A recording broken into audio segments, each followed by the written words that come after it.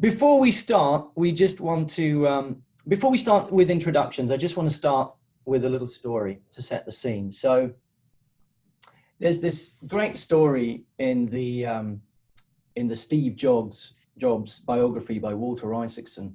And it's a conversation between Steve Jobs and Steve Wozniak. Now, Steve Wozniak was the tech guy behind Apple. He was behind all the great innovations. And Steve Wozniak says to Steve Jobs, what do you actually do? You're not an engineer, you're not a product guy, you're not sales, you're not marketing. What do you actually do? Can you imagine challenging Steve Jobs like that? And Steve Jobs says, musicians play their instruments. I play the orchestra. And it's a great way to describe his role, because he wasn't the best at marketing and product and engineering and all this kind of stuff, but he was absolutely brilliant at bringing the best and then orchestrating the whole thing. And this is a great analogy, I think, of what a mega dealer does, right? So orchestrating this enormously complex ecosystem, both internally and externally, is what the really good mega dealers do. And then if you look at the elite mega dealers, so there's this kind of like the good mega dealers and the elite mega dealers are also not just good at understanding the ecosystem and managing and orchestrating that ecosystem, but they see where the ecosystem is going and they actually shape the ecosystem. I think two great examples of people who do this, just to help you some context, is Steve Jobs. He understood where the ecosystem was going and he shaped it. And Elon Musk, is another one. And this is extremely, extremely complex and difficult. So there's very few people that can actually do these type of orchestrations really well. And we're going to talk more about what they do and how to develop those kind of skills. Okay, so one of the things that I want you to think about as we go through this, because we are going to talk about adoption, is, I think the analogy of training, getting into shape is one that everybody kind of relates to, right? You can read a book about training. You can look at Paolo Roberto's videos when I don't know if any of you seen, he spins around in underwears and shows you all these kind of different type of exercises. And you've got access to gyms and you've got access to roads that you can run on. But just because you know what to do and you've got access to it doesn't mean that you actually do it. But to be able to get fit and to be able to stay healthy, it's not enough to just know, right? You need to actually do it, but you also need to do it right. So you need some kind of help and support from somebody who can, share the expertise, and then you need to repeat it over and over time. And it's only when you repeat your training over and over time that you become healthy and fit. And so we want you to think about that as you go through this, that there are different ways of adoption. There are different ways of learning and different ways of implementing. And we're going to talk a bit about that as we go through. So there's kind of 4 things we want to get through today in the next 50 minutes. One of them is we're going to share some context around the Megadeals research that we did. We're going to pick out a few insights on what it is that makes the mega dealers that we interviewed really good. What is it that they do in orchestrating these large complex deals, just to share some of those insights. We're then going to talk a bit about adoption. So as we said, it's not just about knowing, but it's, am I doing it? Have I mastered it? Do my results show it? And then we're going to share with you some programs that we've developed at Megadeals Advisory of how we help and support companies with driving this type of adoption. Okay, so who are we? So David and I, we've worked in a number of corporate American companies. Most of our background is in sales and marketing, and specifically around doing these big complex deals. In fact, the way we got into this really exciting journey was that we were actually interviewed for the book because we'd done some of these deals. Another thing that we've got some interesting experiences that is actually how you develop and package training to drive adoption. So I had the fortune of building an organization, American Express, that actually trained our salespeople and our sales leaders on how to become, adopt these kind of skills. So a lot of that thinking is really kind of, driving our, I think obsession is too hard a word, but passion for adopting these skills. Okay, so let's talk a bit about the Megadeals context first of all to set the scene. So Megadeals is the second largest monetary flow after M&As. So M&As, mergers and acquisitions, so when a company buys another or they merge, is where the biggest transactions are done.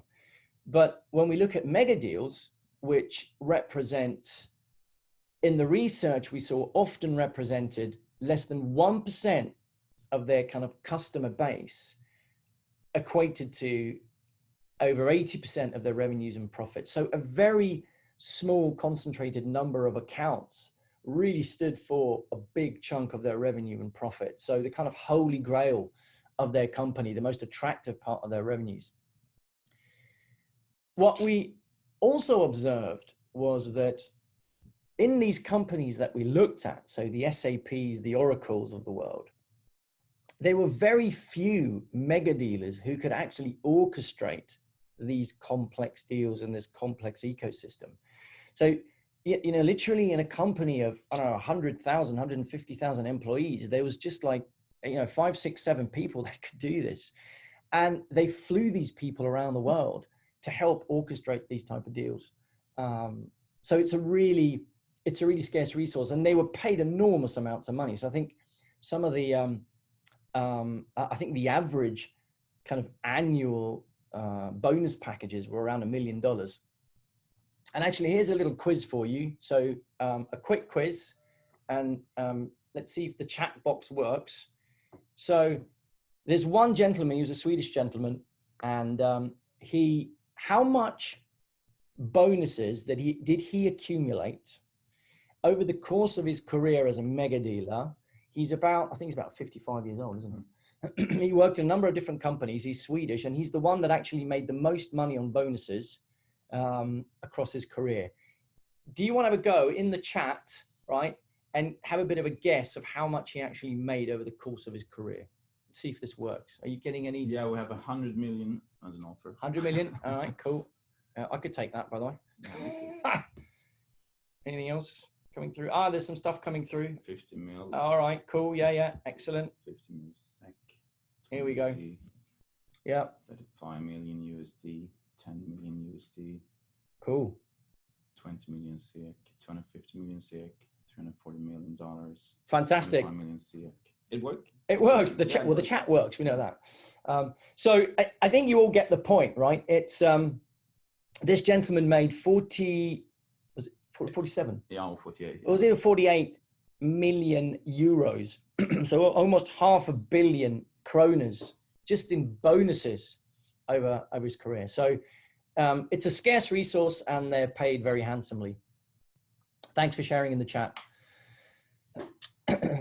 So what we also saw in this research that is quite mind-blowing. Now imagine we've just said it's the second largest monetary flow in the world.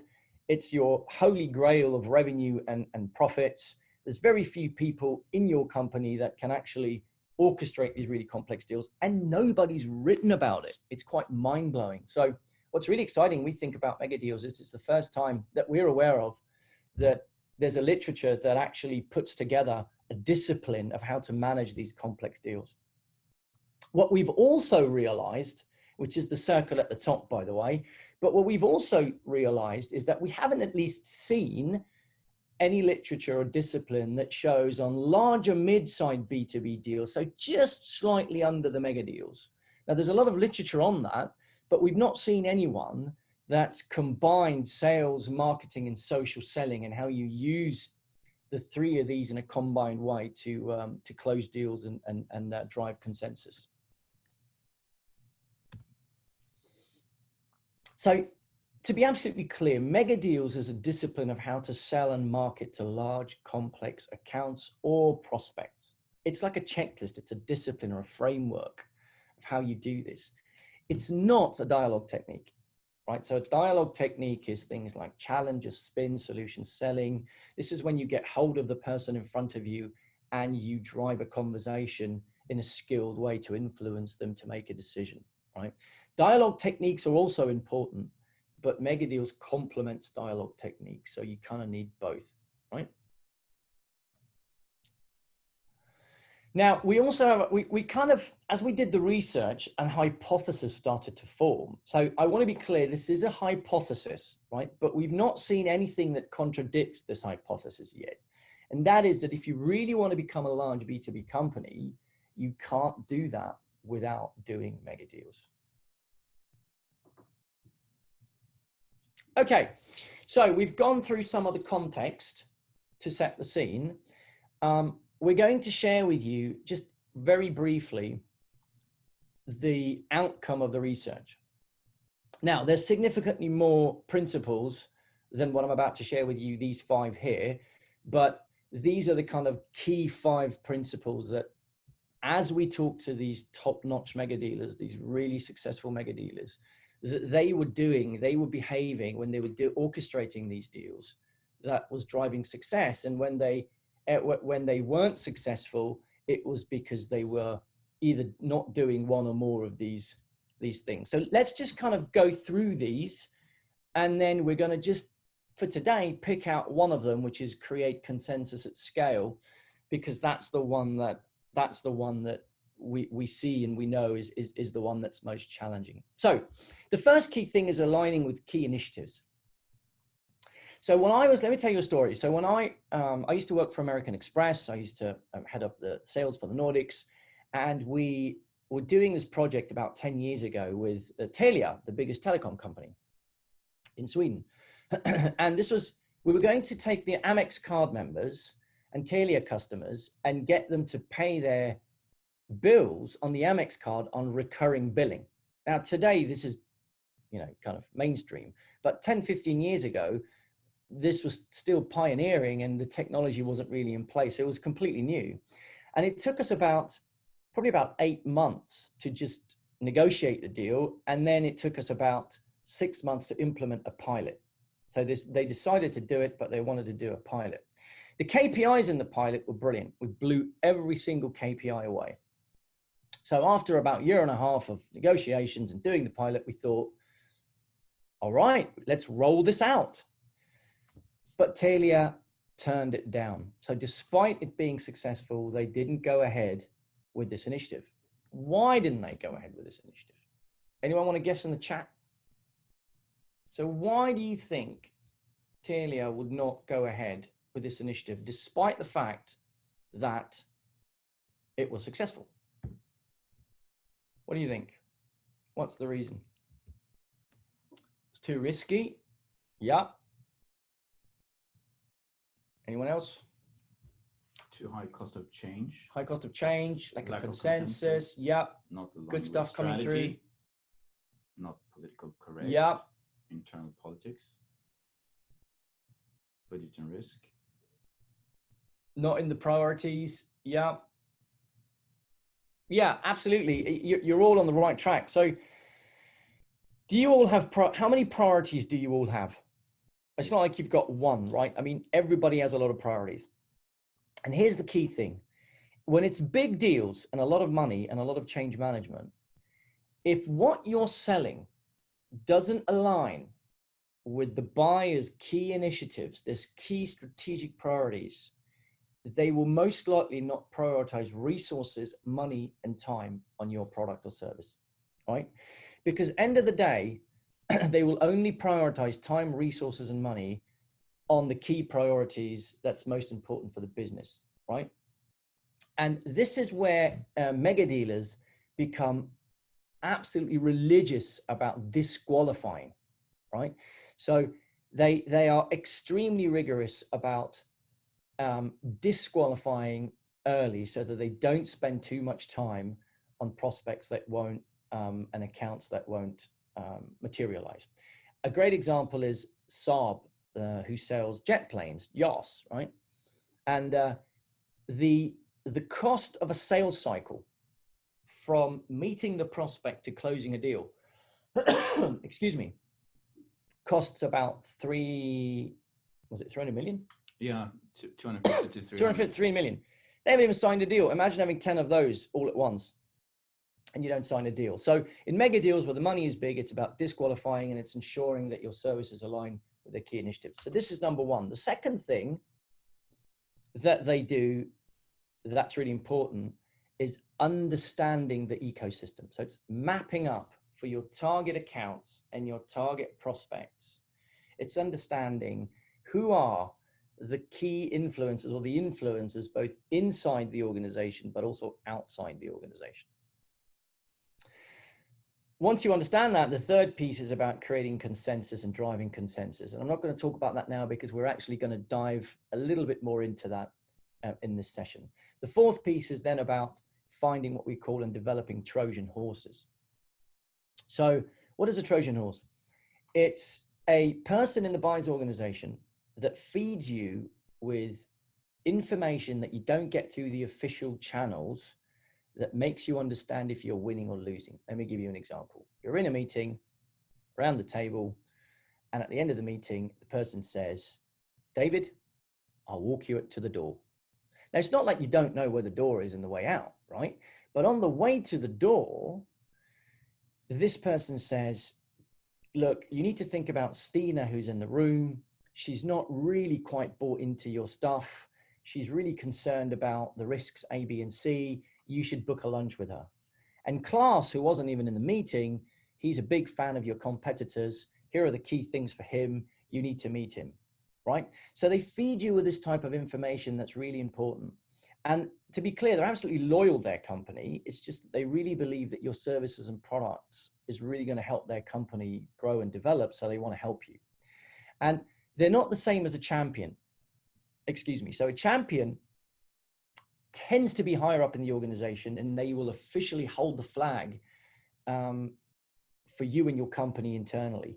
A Trojan horse is normally further down in the organization, and they want to stay anonymous, but they will support you. And the mega dealers that we interviewed, every single one of them said, if you don't have Trojan horses supporting your deal in a big complex deal where there's a lot of money, you won't get the deal. And the final piece is risk mitigation. So we are taught early in our careers that to sell value, benefits and features, value, benefits and features, and you need to do this. But in big complex deals where the stakes are high and the money is large, the value you deliver will only get you through the door. They wouldn't be speaking with you if you weren't delivering value. It's risk mitigation that closes the deal. Let's do a little test with you all here. So imagine all of you are directors in a company, and you're about to buy a huge service that costs $250 million, and it takes about a year to implement.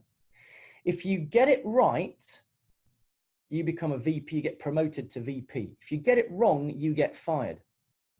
Now, who do you buy from? IBM or Bora AB? I hope it's Bora AB, right? Now, we don't have to ask. Yeah, I would love for you to buy from me, but I think you get the point. The point is that when even if I'm delivering more value, even if my price is better and I'm ticking all the boxes, most people choose IBM. And IBM have even a tagline around this where you say you don't get fired from buying from IBM. So they've even kind of taglined the risk mitigation. And Daniel Kahneman, I think, said it best, who wrote the book Think Fast, Slow. And in his award-winning, he won the Nobel, I keep saying the Peace Prize, but it's the Nobel Prize for Economy. And David keeps saying, no, Bora, it's not the Peace Prize, it's economy, Prize for Economy. And he made the point in his work that that humans are 2.5 times more likely to move away from pain than move towards pleasure. So when the stakes are high, we want to mitigate risk. Hope that makes sense. So these are the 5 key kind of principles that the mega dealers, the success factors that mega dealers operate under when they do these big complex deals. So let's dive a little bit into, let's put the spotlight on the one that's the most challenging, which is driving consensus at scale. So here's a summary slide of what this is. And I'm going to talk through the summary, and then we're going to go into some details, and then we'll summarize back again. So at the bottom of this model, it says based on your messaging architecture. So your messaging architecture is your mother of value proposition. It's the content from which you source thought leadership that educates, entertains, and challenges your audience, right? It's not about benefits and features and benefits and features. It's about thought leadership. So that's the first key thing to nail. And we're going to talk about this in a minute. Once you have that, it's then about communicating that messaging architecture through videos, through articles, through your website, etc., and then pushing it through different types of channels. So it could be, IP ads, it could be, LinkedIn and social media, it could be PR, customer presentations, and even in meetings. But then again, it's at the top, targeting the right customer audience, right? So what are the 4 key criteria in driving consensus at scale? By the way, I just let you know, we are recording this, so you will all get a copy of the recording at the end, which we probably should have said in the beginning, but I'm saying it now. So what are the 4 key criteria in driving consensus at scale? So the first one is mapping out the ecosystem of your target accounts and prospects. Second is developing the relevant content that we just talked about that really educates, challenges, and entertains your audience. It's then about communicating frequently. You can't just, if you're using, for example, LinkedIn, post once every 3 months, right? Because you don't get top of mind. So it's communicating through different channels frequently. And then the last piece is absolutely critical, and it's where sales and marketing need to work as one team. The old school of where marketing was just doing print ads and direct mail and PR campaigns over here, completely obsolete from and not working with the sales team that then runs out and talks to customers. That model doesn't work in this environment. Okay, so let's dive into first mapping out the ecosystem. So now we're on kind of spotlight on the specific area.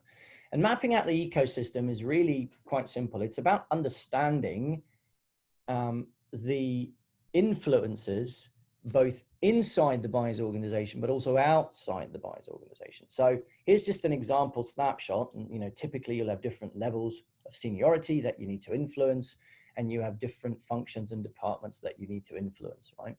But then you also have these influencers that are outside, right? So it could be consultants, it could be partners, it could be suppliers, it could be politicians that influence your deal, right? And when you look at a smaller B2B deal, it's generally enough to identify 1 or 2 or 3 stakeholders, run a good dialogue technique with a good business case, and you tend to get the deal. But in a mega deal, it could be 50, 100 influencers that influence this deal, and they may not even be in the organization, all of them. So you need to really understand, first of all, who they are. One way of doing this, and we would recommend the most effective way of doing this, is using Sales Navigator in LinkedIn. This is an absolutely phenomenal tool. So if you're using it today, well done. If you're not, really recommend it. This is just a snapshot, right? So from the filtering page of Sales Navigator. So on the left-hand side, I've chosen my old company, American Express. And if you just click in American Express, where it says 78 total results at the top, it's probably, 60,000, 70,000 employees, right? So that's the number you'll see. And then when you start to filter geography in Sweden, the number comes down. And I've also filtered on seniority levels, so directors and managers, etc. And when you do all that, all of a sudden I've gone from 60, 70,000 employees down to 78, right? So, and this is done in a matter of seconds and minutes. So this is a really great tool that once you've identified which target accounts and prospects you've got, it's by really kind of, okay, who are the people I want to, what are the positions in the organizations, and Sales Navigator presents them to you in a very easy way. So here's an example then. So once you've identified your person or the influencers or the stakeholders that you want to get hold of. It's then about connecting with these people, right? And we're now looking at an example in the digital world using LinkedIn. So you don't want to stalk. Stalking is not good, right? So you don't want to stalk your audience. But one technique you can use is what we call bee swarming. And I think this is a really, really brilliant example. So in this specific example, it's from Climon. It's a company that Christopher, one of the authors, worked on. They sell power plants for renewable energy, clean energy. And they want to get hold of this company on Iceland and this specific person called Ingvar. So Ruben, who's one of the salesperson, together with Christopher and another 3 people, they all go in on his LinkedIn profile. Now, what happens when somebody goes in on your LinkedIn profile? You think, hold on a minute, who are these people? Are they trying to headhunt me? What's going on? And most people kind of, click back on them or try to understand who they are. And that's exactly what this Ingvar did. So 5 people went in on his LinkedIn account and he clicked on their website. Now, coincidentally, on their website, on the right-hand side of the screen, you can see an article that they had posted on the website. Now, the title of the article, I can hardly pronounce it, let alone know what it means, but it says the unused potential of medium anthropally geothermal resources in Iceland. So I've got no clue what that is. But for Ingvar, this is very relevant topic and very relevant content. And there's also a picture of Iceland on it. And they drive thought leadership on this subject that's educating and challenging and adding value to Ingvar. So he finds this really interesting and exciting. He then starts to click on the different salespeople and Ruben, and then he contacts Ruben to talk about these power plants. And I think it was 3 months, right? Yeah, so in 3 months, and you can see DE on the bottom right-hand side wrote about the deal. They actually finalized a 300 million krona deal. And he contacted them. So this is just one way of how you start to drive consensus and can use techniques like bee swarming to target and drive and influence your customers. There are other techniques as well that you can use, but this is one of them. Okay, so the first part, the first of the 4 criteria was your target audience, and we talked a little bit about how you can use LinkedIn to identify the people, and then how you can use techniques like bee swarming to start to connect and influence. The second, remember, key part of this is your content. So relevant, good content. And what we're going to try and share with you is part of what we call messaging architecture. Now, the messaging architecture actually has 3 different elements to it. The first one is fundamental messaging, which is what you're looking at right now. The second piece is what we call deal closing messaging. And the final piece is what we call orientational messaging. Now, because of time, we're just going to be able to go through fundamental messaging today, but we do want to give you a little snapshot of this. I think David and I have worked in sales for 25 plus years, right? And this is one of the most brilliant personally that I've seen when it comes to how you develop content and how you think about content. So let's try and walk you through this and give you a flavor. So let's start at the bottom where it says, why this vendor? I would say that all of you know the benefits and features of your products and services, right? You all know this, and I can wake you up at night and you'll run through it. But some of you know the change driver. So the change driver is, imagine this as a decision tree for your customer. So your customer is going through a step process before they make a decision to buy. And the first step that the customer goes through is, why should I change? Because if there's no change driver going on, I don't need to make a decision to buy something and change.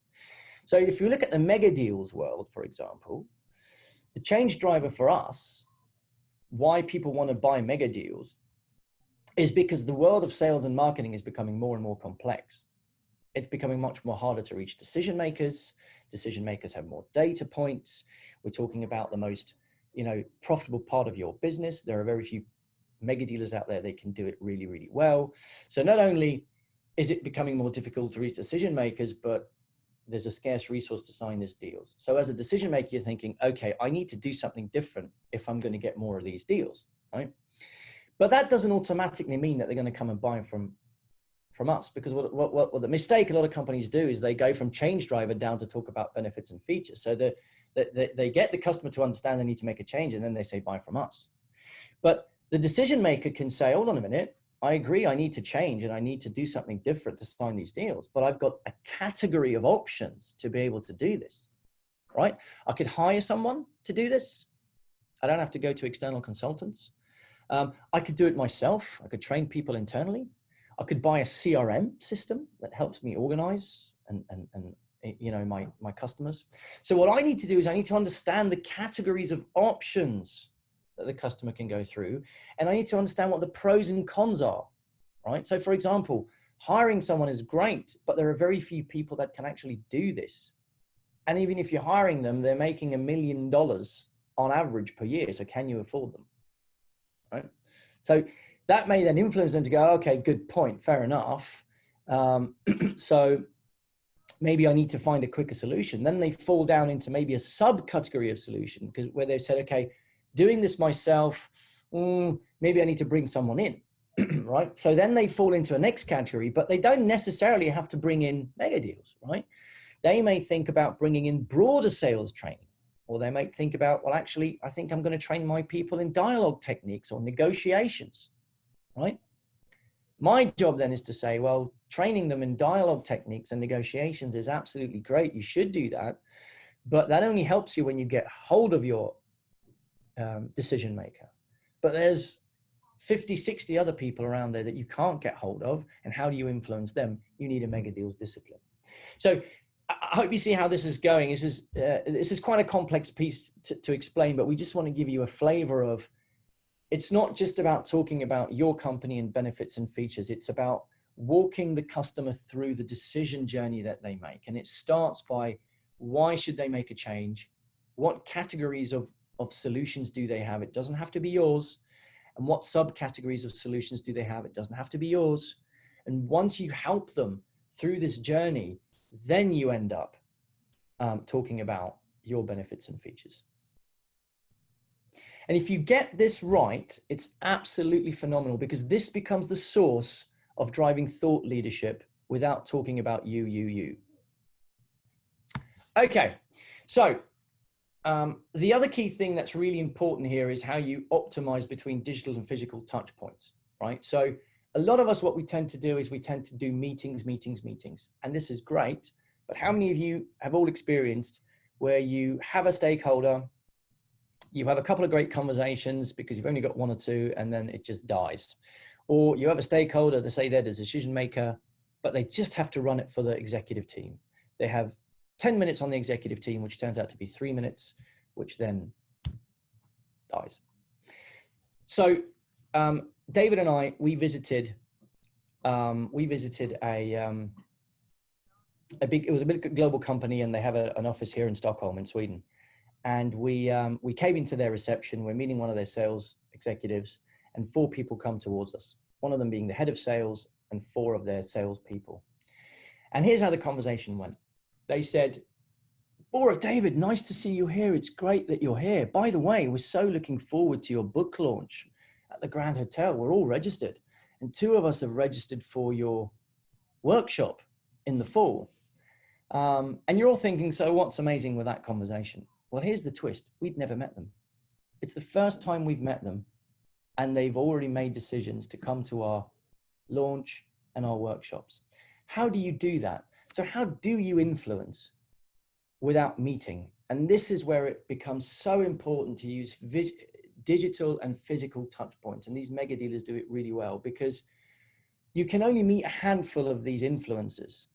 And so you need to also learn how you can influence them through digital touch points like enterprise social selling, IP targeted ads, etc.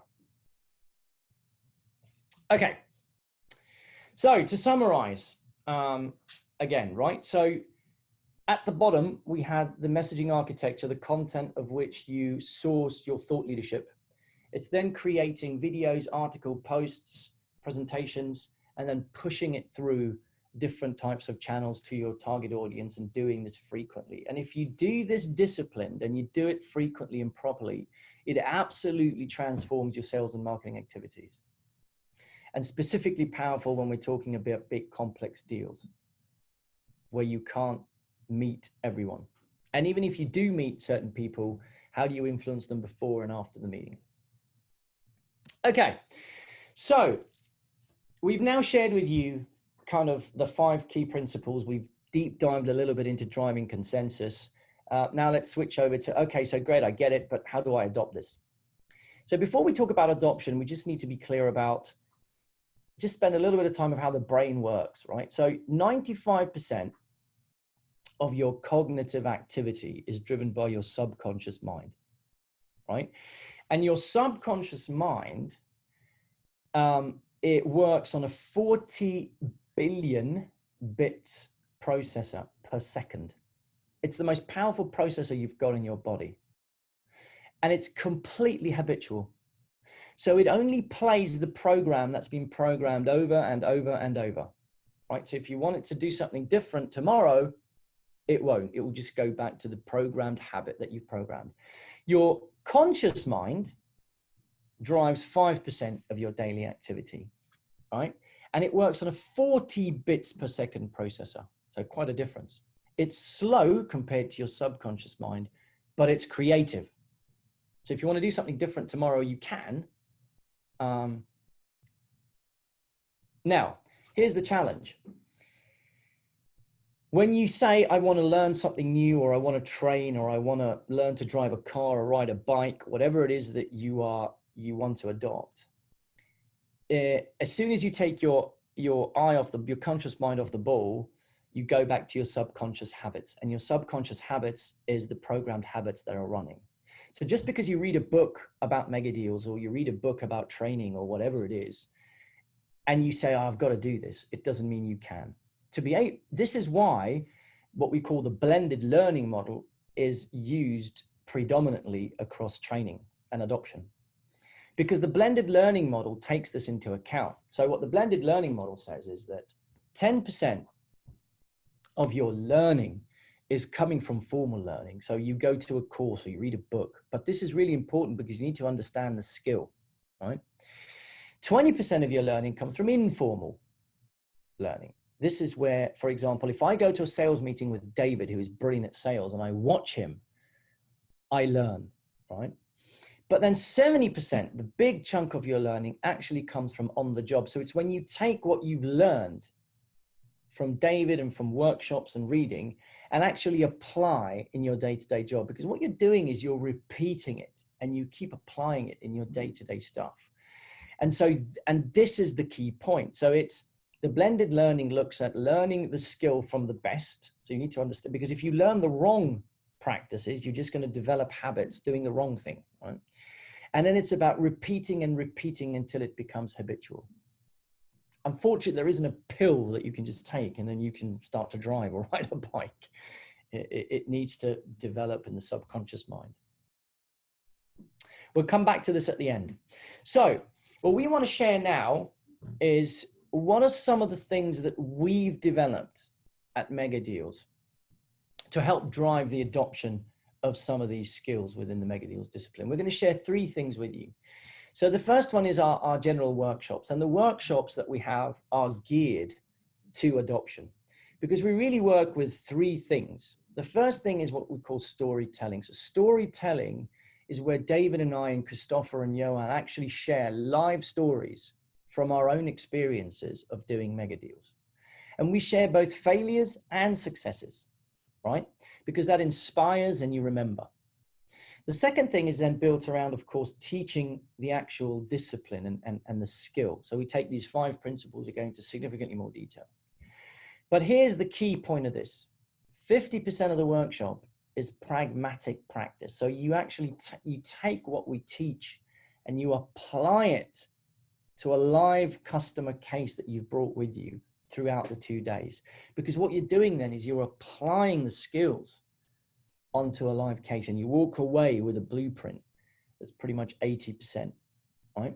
So what this does is this starts to kind of starts to drive adoption. And I think there are many elements of the mega deal skill around key initiatives, Trojan horses, risk mitigation, where you can actually take this stuff with you from the workshop and start to apply in your day-to-day environment because you're applying these skills in this workshop.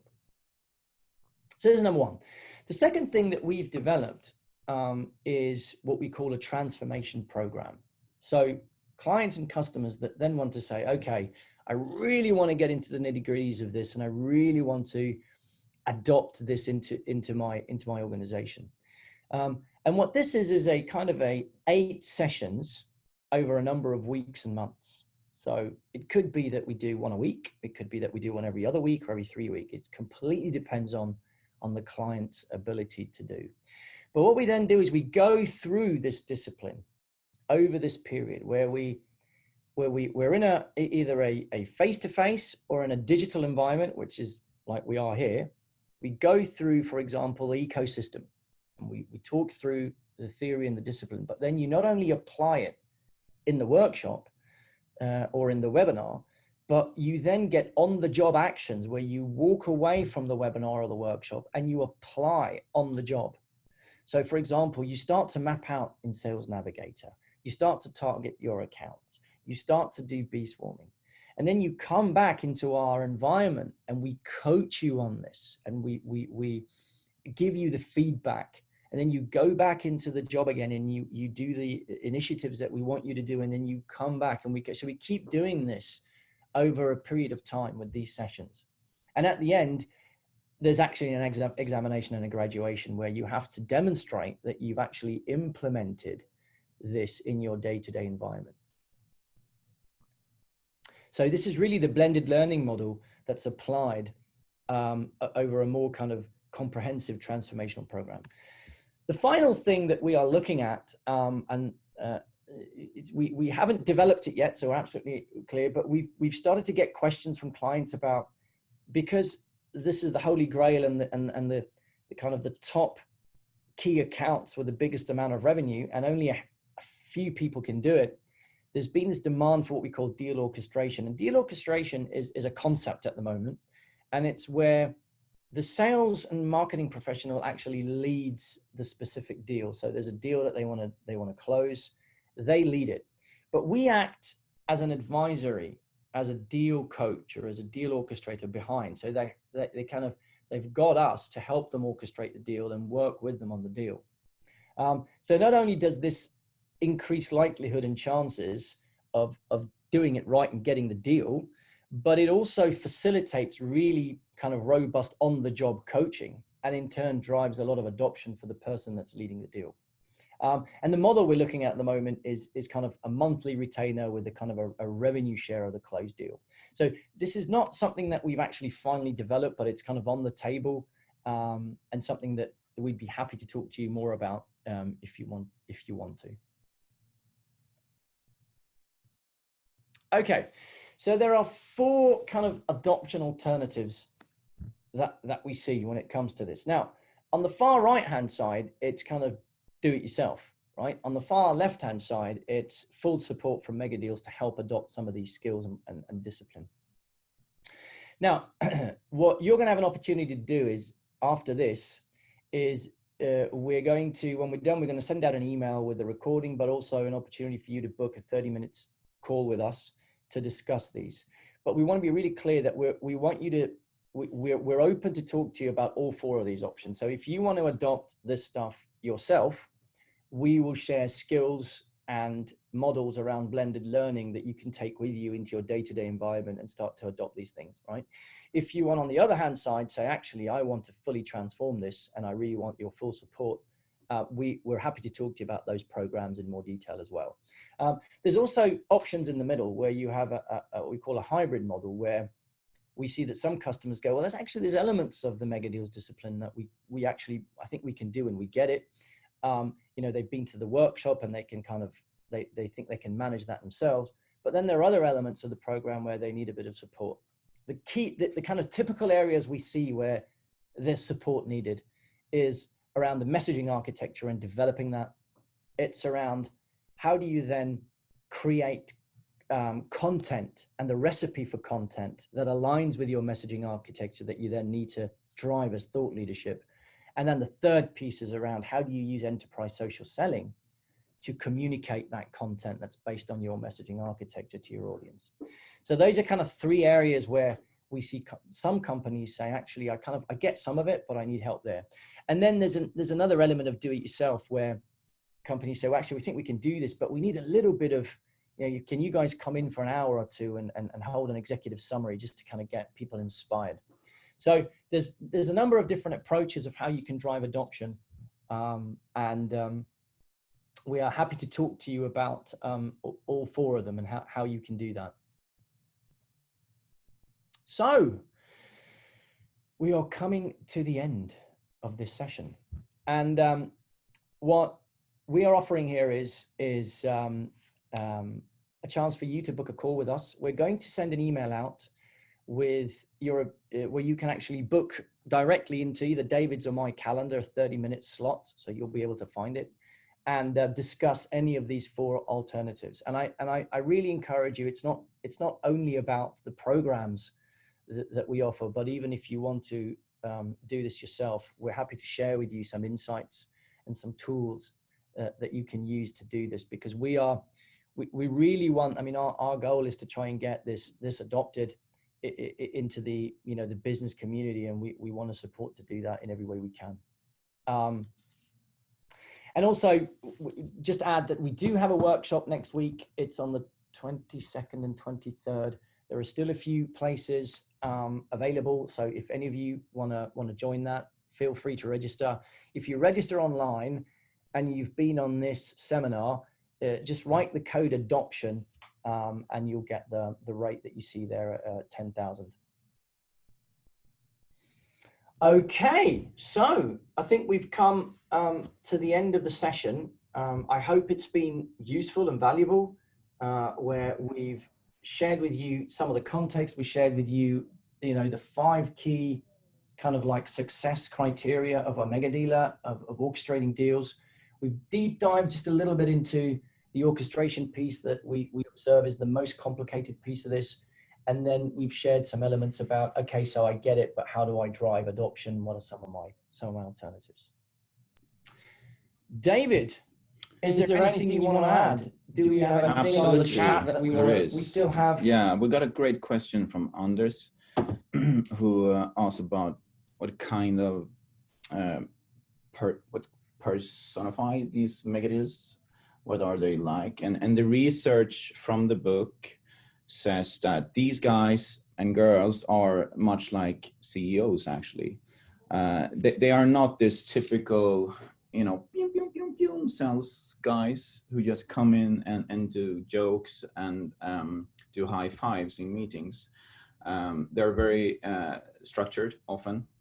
And to really orchestrate these big complex deals, you have to use a juggling with a lot of balls. So and they are really good at that. So they're actually great leaders, because this is not a one-man or one-woman show. They need a full team who is super committed and fully aligned and do 100%. And to be able to gather that kind of team who are willing to go that extra mile, you need to be a good leader. So they are much like really good CEOs, really good leaders. Of course, they have high standards and demand things. But if you think about the person that you really want to work with, in terms of a good leadership, that's typically a great mega dealer. Not all of them, some of them. Okay, we have something from John. Great webinar, greeting from Germany. Do you move this transformation mega deal program into the private equity and M&A deal world? That's nothing we have thought about. It's a good question, but we have, I think, I can't really answer for the full team, but we have our hands full with this, right? And to be honest, merger and acquisitions, there are some similarities. There are also some similarities if you go to the political world in terms of driving consensus. But no, that's not what we are trained to do. So I leave that up to you, I think. Yeah, and I just to add to say to be honest, I'm to be actually clear, Megadeals is not a discipline for M&As. To be absolutely clear, I mean this is a discipline and a research that's been done on how to do a large complex deal. So no, it's not. But where we do see a potential opportunity with M&As is before an M&A, there's usually a lot of due diligence going on around finance, the organization, and all this kind of stuff. And I think there's a lot of companies out there that do that really well. An area where, and I this is an hypothesis, so I don't have research to back this up, but an area where we see where there could be a potential is due diligence around sales and marketing of when the companies have merged or acquired. How do you look at, okay, how are they working with sales and marketing when it comes to large complex deals? We haven't seen maybe where there is a great skill out there of doing that and a competency. That's the first thing. And the second thing is, once the merge is done, it's then about, or the acquisition is done, how do you then organize? All right. How do you then organize the new teams to be geared and set up for success to do mega deals? I think though that arena is an arena, I think, in M&As where this discipline can add value, but then it's very much focused on mega deals. It's not focused on the actual M&A. Hope that makes sense. We've got still a few more minutes, so if there's any more questions, we can. There is actually. Can you please elaborate a bit about the internal selling, which sometimes can be harder than selling to the actual customer? And that's a really great point. And I can just say that what we've seen is that if you do this in a good way, let's say you have this powerful messaging architecture, you post frequently, for example, on LinkedIn, you will not only, if you're driving thought leadership, as we teach in these seminars and courses, you will not only influence the customers that you want to influence or get hold of, but you will also influence the company that you work in. And that is so important. I talked to a very senior sales guy. I would say he's a mega dealer at one of the largest companies in the world. He's based here in Sweden, and this was at lunch yesterday. And if he goes to another part of the world, he's not known there because this is a huge company with many, several hundred thousands of employees. So even if he's a hero in the Nordics, they don't necessarily know about him in another part of the world. And he works in this global team with his global partners. So when he comes down, to try to get these people to work with him, he will have so much leverage if you drive thought leadership on a constant basis on LinkedIn, as an example. Yeah. So this strategy helps you both ways. And you can elaborate more about that, but let's see if there's any more questions. I think we have time for maybe one or two more. Yeah, we get great feedback, or you actually, who did most of the speaking. So another thing, we really appreciate that you say it's a mega great webinar. Thank you. If you want to connect with us on LinkedIn, we would be happy to accept if we're not already linked, of course. And if you have any other feedback of what we should try to do more of, less of, stop doing, start doing, etc., that's very valuable for us. 100%. Because we always want to grow. We want to do this better and better, and we have this hashtag never graduate, and we really mean it. So all feedback is welcome, of course. Cool. Okay, so I think we're coming to the end. Yeah. Right. So we literally have a minute left. So again, I think we both just really thank you for joining. We really thank you so much. Appreciate it. I hope this has been valuable. An email will be coming out at some point, and we'll have an opportunity to book some time. As David said, anyway, you can give us feedback on this, both what you think we've done well and what we could do better. We really appreciate it. And we wish you a great... Let me just jump in here. What are you doing? No, I'm just... okay. I thought, okay, if I go on mute here... Okay. I can just I have no clue what he's doing at the moment. Is this camera now rolling? No, you are muted also. I'm there. As well. You're there. Okay. Yeah, great. You're yeah, muted. I'm here. Super. Yeah. I just want to say hi and goodbye and have a great day this way. And, stay awesome and do the Megadeals. Have a great day. All the best. Bye.